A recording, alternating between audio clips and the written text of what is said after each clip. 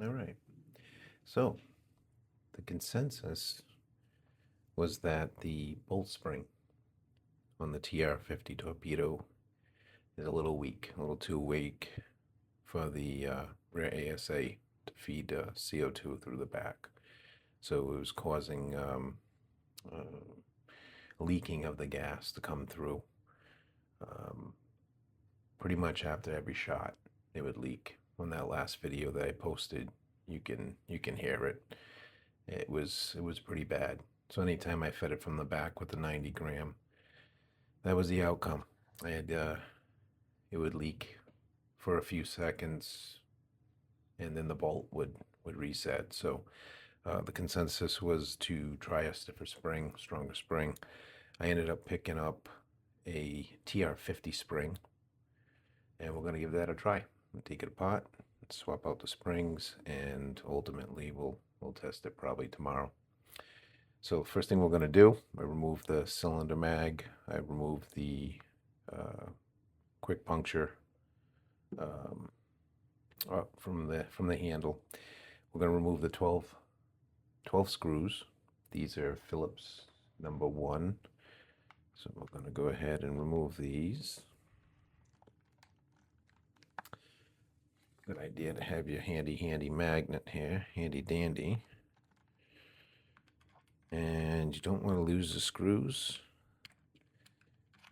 They're not as small as the Umarex ones, but still you want to kind of be careful. Start that. We're just gonna work our way around. When you first go to loosen these up, you want to make sure you apply some good pressure to the downward pressure. I think it was my dog barking making noise. Okay, get out of there. Let's see. All right. And then put them aside somewhere for safekeeping, ideally on a magnetic surface. And let's loosen this one here. This one here. So once we get the clamshell separated, the next step's going to be to remove the, what do they call it? The body. Remove the body. And then there'll be screws that you'll have to remove from that as well. So let's see.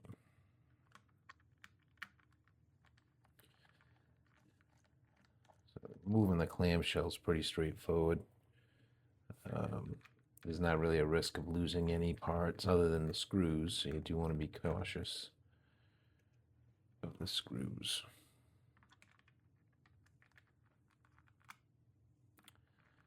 Come on.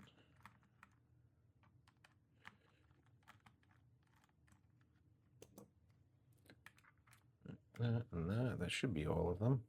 There were 12 screws. All right. And then the next thing you want to do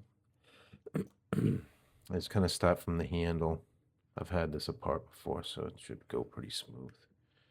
Just carefully pry it. And the safety piece for the safety will end up lodging itself in the back end of the clamshell. Just watch out that you don't lose that piece either. All right. So go for, and watch out that you don't lose the barrel spring. All right. So you got a barrel spring. Mine came flying. There's also another spring here for your drum axle. So this is the drum axle with the drum axle spring, and it looks like there's some kind of a follower or something there. So just lift the body of the gun up and out, and then you have your, what I'm calling a follower or a guide for the spring. So put that aside. This is the barrel spring. Put your barrel aside. And then you have your drum axle and drum axle spring right here. I can put these aside. Okay. And then from here, this is the safety piece here. Looks like it's going to stay in there, so that's good. So we'll put that whole thing aside. All right, it's the first time I'm taking one of these apart. So we have, what is it? 1, 2, 3, 4, 5. Looks to be 6 screws here. Let me just take a look at this first. Yeah. All right.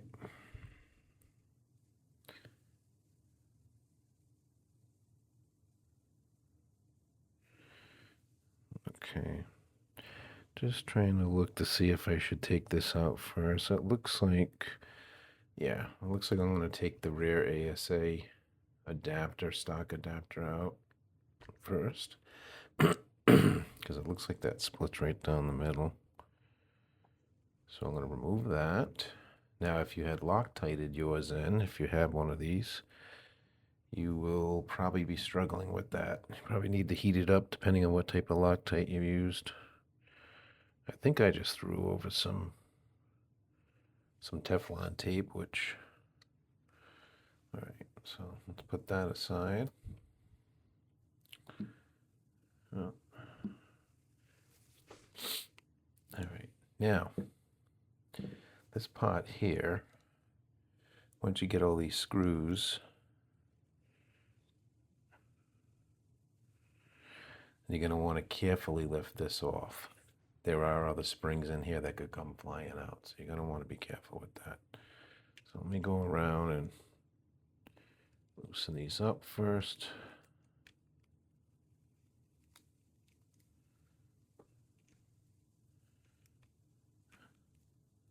Get them all loose before I take them out.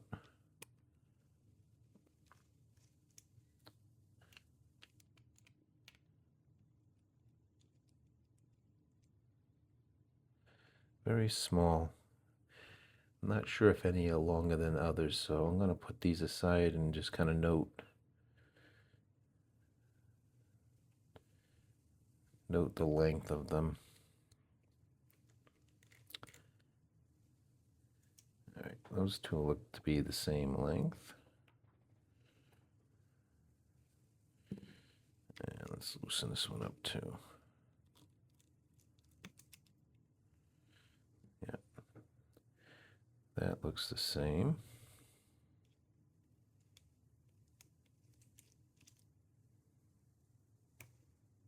So far, they look to be the same length.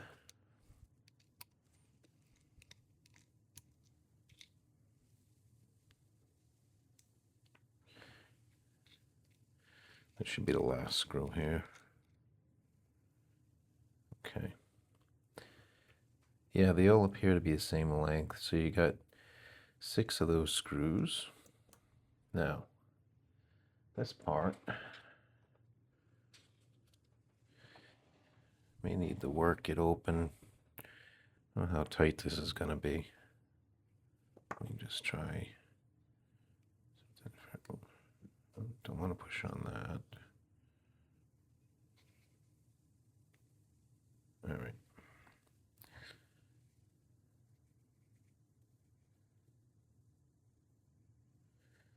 Let's use this tool here.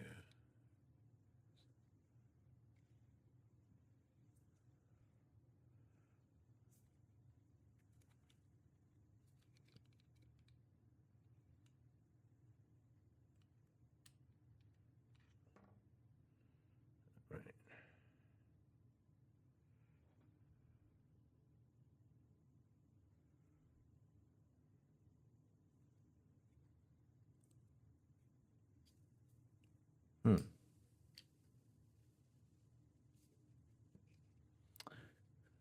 This looks to be quite a bit different than.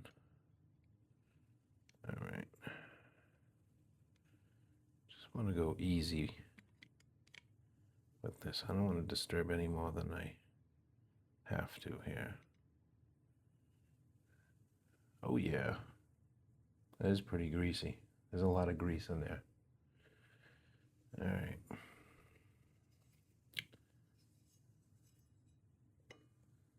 All right. And what do we have here? We have spring there. We got a sear spring. We have this trigger spring, it looks like. And then another one over here that operates the drum, it looks like. So 1, 2, 3 springs. A little less than the the Umarex version has.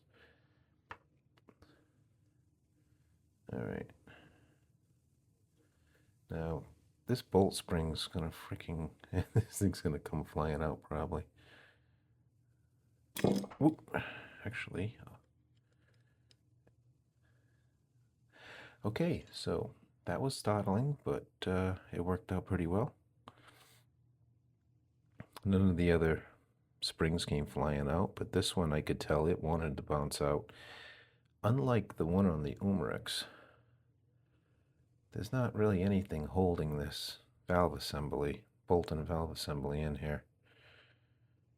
It looks like it's just like a clamping mechanism. You know, the two halves of the aluminum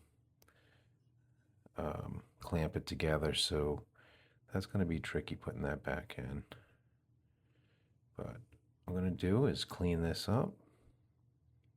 All right. So there's our spring stopper.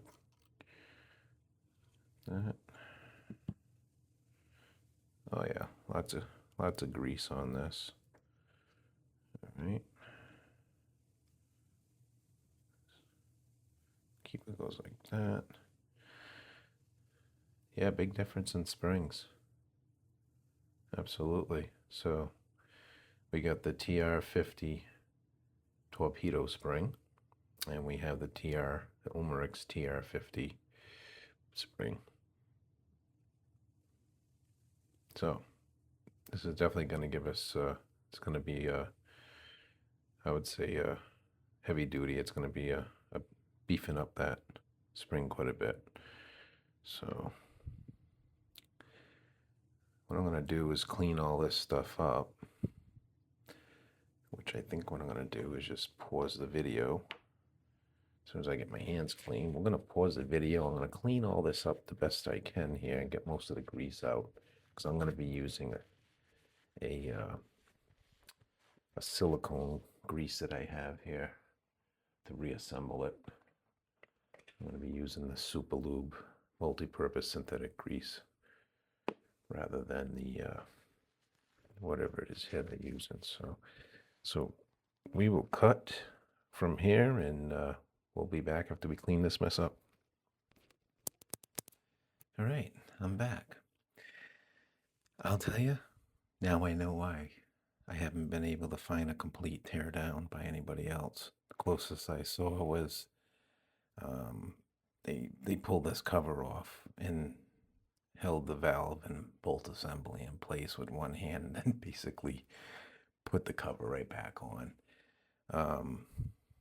I had springs popping out on me. It was a disaster. It took me about an hour, I think, to finally get it back together. I wish I could have showed it on video, but I cut the video because I was, as you can see, before I cut the video, I was struggling. What I ended up doing, and everything works good now. I mean, we'll see if it fires, but everything seems to be working okay.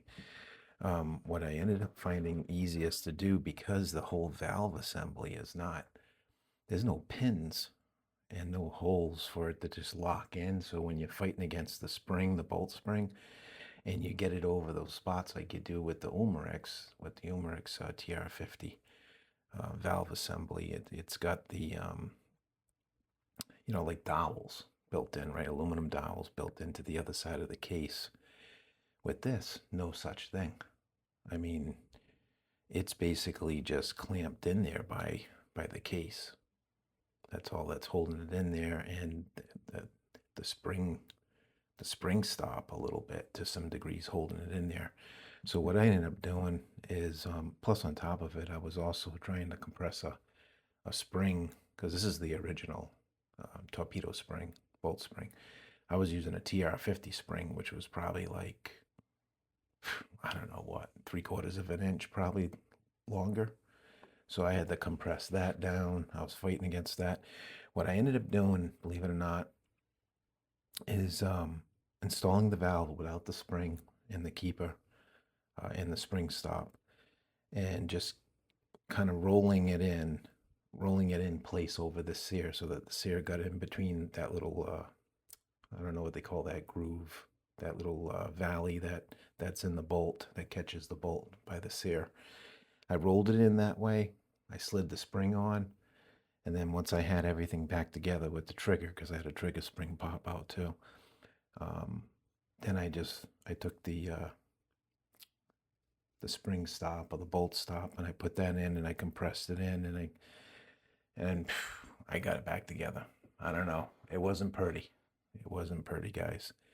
Again, my apologies. I wish I could have showed that, but you would have just saw me having a freaking conniption fit. I had to walk away a couple times, and the small spring that goes between the part of the cylinder advancement circuit here, that spring went flying across the friggin' room. And I had to pull everything off the desk. Yeah, I could hear it hit papers that were on my desk. And I ended up finding it by a miracle of God, because I was like, please help me find this thing. I'm like, I don't have a spare spring for this. Anyways, I didn't want to keep the video long and just having a bunch of nonsense. So again, I'm sorry that I couldn't do a better video for this, but that's probably explains why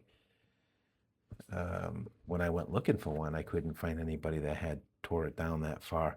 And I know guys have probably done it, at least one other guy anyways. I'm pretty sure that Jeff had to do it to fix his problem with the spring.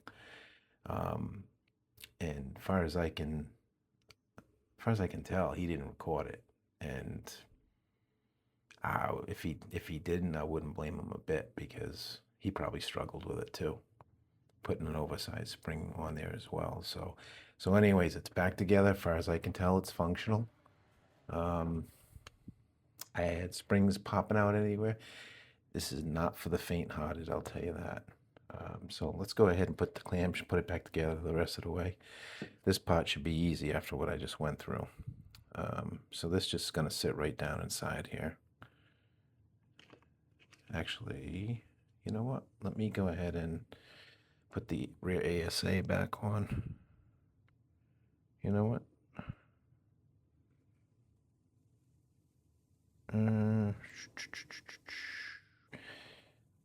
Let me do that after. Let's put this back on, because I'm going to have to put some Teflon tape on that.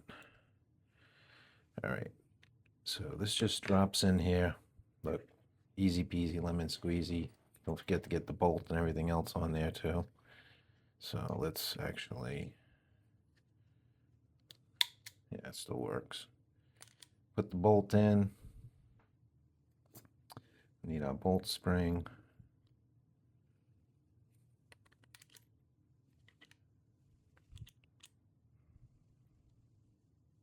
Yeah.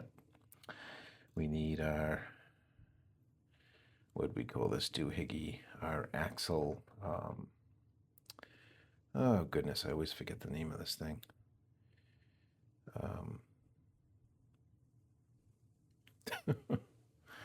Anyways, it'll come to me.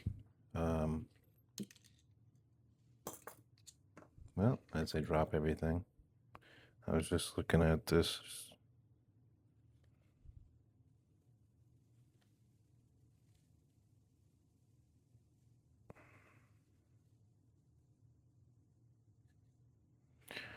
Yeah, it does look different, doesn't it?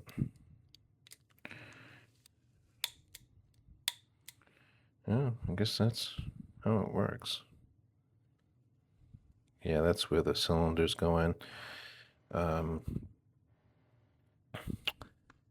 Drum axle. You know what it is? I think a cylinder, I think a drum, and then I'm like, all right, drum axle. So that's what they call this friggin' thing. Drum axle. So you need your drum axle in here. You need your drum axle spring. And then there's a keeper as well, which I think I can sneak that in after, along with the spring. But you want to at least get the drum axle and your barrels in here and then drop this back in here. Like so. All right. You need your barrel spring in there. We need this in here. The keeper just goes down the end of the drum axle spring. And super easy. It's probably the easiest thing you'll have to do on one of these. All right, make sure everything's lined up. Don't want to force nothing. Just make sure everything's lined up in here. All right, tricky part with this barrel spring, and sometimes you need a pair of tweezers or screwdriver or maybe a pick like this. Or sometimes you get lucky and use your fingers. Since this is the stock barrel, probably can use my fingers. Yeah, that's all. See, easy peasy, right?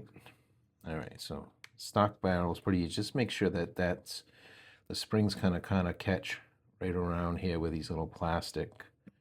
I don't know how well it is to see it on the camera, but right here, the spring's got to sit here on both sides, right?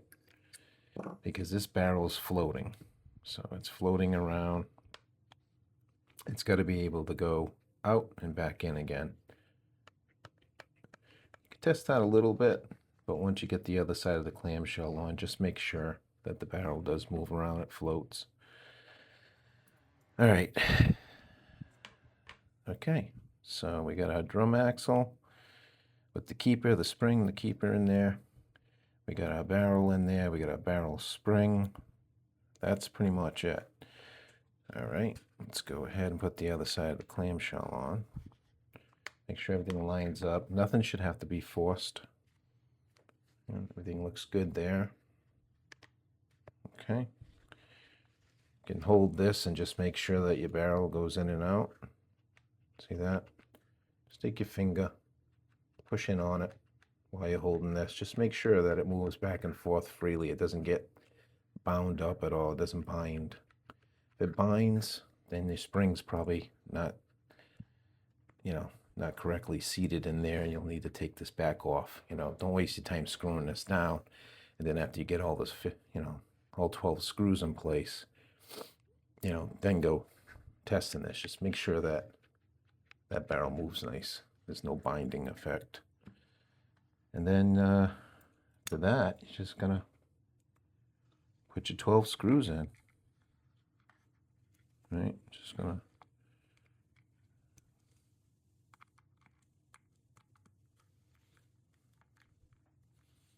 just get them all snug. Don't crank them down. Just kind of start them all first. Kind of like you would do with anything else. Then go around and kind of bouncing around, tightening them up a little bit. Kind of like you would do, I don't know. I do it kind of like if I'm doing a head gasket job or something on an engine.